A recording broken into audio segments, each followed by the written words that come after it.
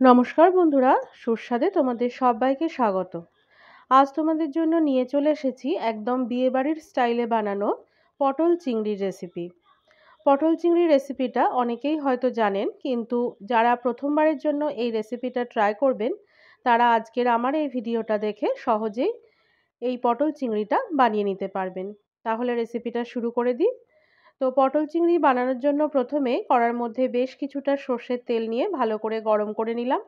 তারপর এর মধ্যে সামান্য একটু হলুদ দিয়ে সমস্ত হলুদটা তেলের মধ্যে ভালো করে মিশিয়ে নিলাম। এখন কড়ার মধ্যে দিয়ে দিচ্ছি আলু। আলুগুলো খোসাটা ছাড়িয়ে একটু বড় সাইজে ডুমো ডুমো করে কেটে নিতে হবে। এখন আলুটা মাঝারি আঁচে বাদামি রং ধরা পর্যন্ত ভেজে নেব। বন্ধুরা, যে কোনো রান্নার সময় তেলের মধ্যে যদি সামান্য একটু হলুদ দাও, তাহলে দেখবে সবজিটা ভাজার সময় গায়ে কিন্তু আর তেলের ছিটে লেগে আসবে না। আলুগুলো ভাজা হয়ে গেছে, আলুগুলো তুলে নিলাম। এখন আবারও ওই তেলের মধ্যে সামান্য একটু হলুদ দিয়ে হলুদটা তেলের মধ্যে ভালো করে মিশিয়ে দিলাম। তারপর কড়ার মধ্যে কেটে রাখা পটলগুলো দিয়ে দিলাম। পটলগুলো দিয়েও একইভাবে মাঝারি আঁচে বাদামি রং ধরা পর্যন্ত ভেজে নেব। এখানে পটলগুলো দেখো ভাজা হয়ে গেছে। এখন এগুলো আমি তুলে নিচ্ছি।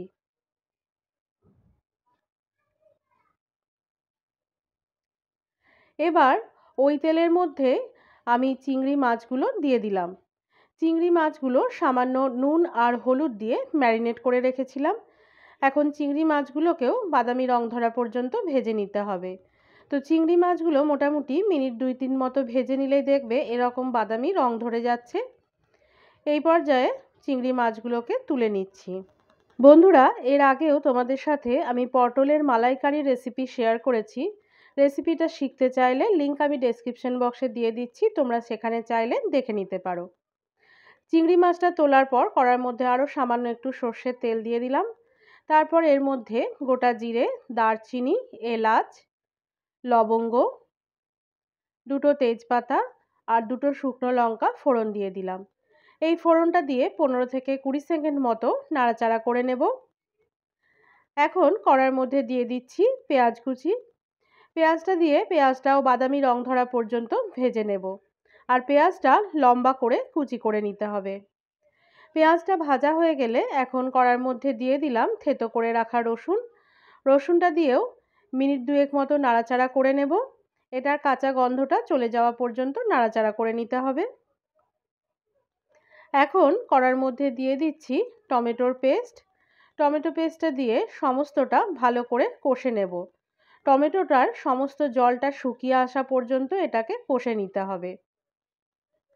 এখন কড়ার মধ্যে কিছু মশলা দিচ্ছি। প্রথমেই দিয়ে দিলাম ধনে গুঁড়ো, তারপর কাশ্মীরি লঙ্কা গুঁড়ো, গোলমরিচের গুঁড়ো, দিয়ে দিচ্ছি খুব সামান্য পরিমাণ হলুদ। এখন এর মধ্যে দিয়ে দিচ্ছি গোটা জিরে, আদা আর কাঁচা লঙ্কার পেস্ট। এই তিনটেকে একসাথে মিক্সিতে নিয়ে আমি পেস্ট বানিয়ে নিয়েছি। এখন এই সমস্ত মশলাটা ভালো করে মিশিয়ে নেব। সমস্তটা মেশানো হয়ে গেলে কড়ার মধ্যে সামান্য একটু জল দিয়ে দিলাম। জলটা দিয়ে এই মশলাটা ভালো করে কষে নিতে হবে। সমস্ত মশলাটা থেকে তেলটা ছেড়ে আসা পর্যন্ত কষে নিতে হবে। মশলাটা কষানো হয়ে গেলে এখন এর মধ্যে ভেজে রাখা আলু আর পটলটা দিয়ে দিলাম। তারপর এর মধ্যে দিয়ে দিচ্ছি পরিমাণ মতো নুন, সামান্য একটু চিনি।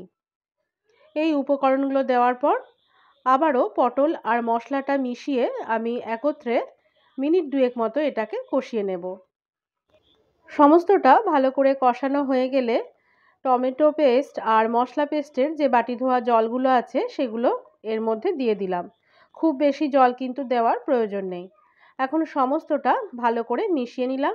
তারপর এটাকে ঢাকা দিয়ে লো টু মিডিয়াম ফ্লেমে হতে দেব। মোটামুটি 7 থেকে 8 মিনিট মতো ফুটিয়ে নিলেই দেখবে সমস্ত আলু পটল খুব ভালোভাবে সেদ্ধ হয়ে যাচ্ছে। এই পর্যায়ে এর মধ্যে ভেজে রাখা চিংড়ি মাছগুলো দিয়ে দিলাম। তারপর সমস্তটা আবারও একবার ভালো করে নাড়াচাড়া করে নিলাম। এবার এটাকে লো টু মিডিয়াম ফ্লেমে মিনিট 2 মতো ফুটতে দেব। মিনিট 2 ফুটে যাওয়ার পরই দেখবে গ্রেভিটা বেশ এরকম গা মাখা হয়ে এসেছে। এই পর্যায়ে গ্যাসের ফ্লেমটা বন্ধ করে দিতে হবে। তারপর এর মধ্যে দিয়ে দিচ্ছি ঘি। ঘিটা দিয়ে সমস্তটা নাড়াচাড়া করে ভালো করে মিশিয়ে নেব। একটু আলতো করে নাড়াচাড়া করে নিতে হবে যাতে আলু বা পটল কোনোটাই ভেঙে না যায়। আর এখানে তোমরা সামান্য একটু চাইলে গরম মশলাও দিতে পারো। সমস্তটা মেশানো হয়ে গেলে এখন এটাকে ঢাকা দিয়ে আমি মিনিট ৫ জন্য স্ট্যান্ডিং টাইমে রেখে দেব। মিনিট ৫ পর পটল চিংড়িটা আমি সার্ভিং বোলের মধ্যে তুলে নিচ্ছি। বন্ধুরা, একদম বিয়েবাড়ির স্টাইলে বানানো পটল চিংড়ির এই রেসিপিটা গরম গরম ভাতের সাথে খেতে কিন্তু অসাধারণ লাগে। তোমরা বাড়িতে একবার অবশ্যই ট্রাই করে আমাকে কমেন্টে জানাও। আর আমার আজকের রেসিপি ভালো লেগে থাকলে লাইক, শেয়ার, কমেন্ট করার সাথে সাথে চ্যানেলটিকে সাবস্ক্রাইব করে বেল আইকনটি ক্লিক করারও অনুরোধ জানালাম।